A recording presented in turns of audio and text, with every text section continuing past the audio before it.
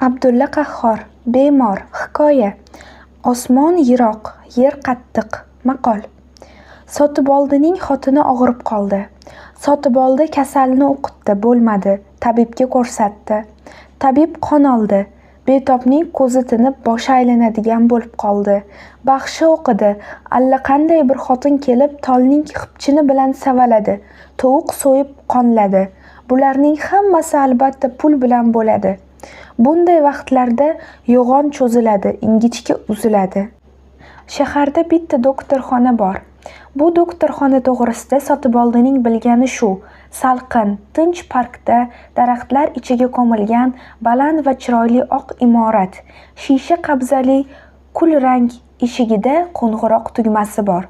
Chigit po'choq va kunjara bilan savdo qiladigan xo'jayini Abdug'aniboy omborda qulab ketgan qoplar ostida qolib o'ladigan bo'lganida bu doktorxonaga bormay simga ketgan edi.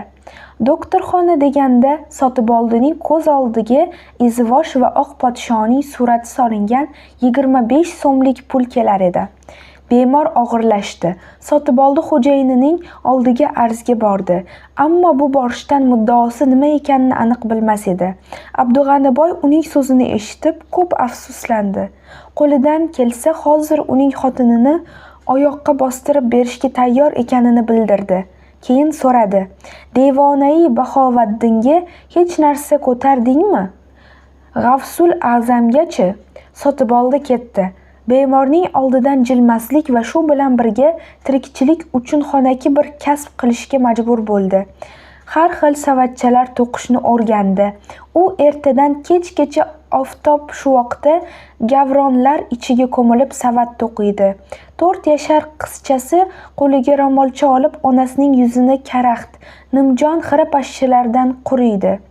Ba'zan qo'lida ro'molcha, mukka tushib uxlab qoladi. Hammayoq jim. Faqat pashsha g'ing'illaydi, bemor inqillaydi. Har zamon yaqin-yiroqdan gadoy tovushi eshitiladi. "Hey, do'st, Shaydullo banomi Alloh, sadaqa raddiballo, baqavli rasuli Xudo." Bir kechasi bemor juda azob tortdi. U har ingraganda Sotiboldi chakkasiga birov solingan kishiday talvasaga tushar edi. Qo'shnisi bir kampirni chaqirdi. Kampir bemorning to'zigan sochlarini tuzatdi. U yoq bu yog'ini siladi, so'ngra o'tirib yig'ladi. "Begunoh go'dakning saharda qilgan duosi ijobat bo'ladi. Uyg'oting qizingizni", dedi. Bola anchagacha uyqu g'ashligi bilan yig'ladi. Keyin otasining g'azabidan, onasining ahvolidan qo'rqib, kampir o'rgatgancha duo qildi.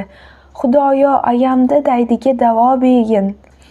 Bemor kundan-kun battar, oxiri o'sal bo'ldi. Ko'ngilga armon bo'lmasin deb chilyosin ham qildirishga to'g'ri keldi. Sotiboldi to'qigan savatchalarini ulgurji oladigan baqqoldan 20 tanga qarz ko'tardi. Chilyosindan bemor tetik chiqqanday bo'ldi. Shu kechasi hatto ko'zini ochib qizchasining yoniga tortdi va pichirladi: "Xudo qizimning saharlari qilgan duosini dargohingda qabul qildi. Dadasi, endi tuzukman. Qizimni saharlari uyg'otmang." Yana ko'zini yumdi. Shu yumganicha qaytib ochmadi. Saharga borib uzildi. Sotiboldi qizchasini o'lik yonidan olib boshqa yoqqa yotqizayotganida qizcha uyg'ondi va ko'zini ochmasdan odatdagicha duo qildi: "Xudoyo, ayamda daydiga davo bergin."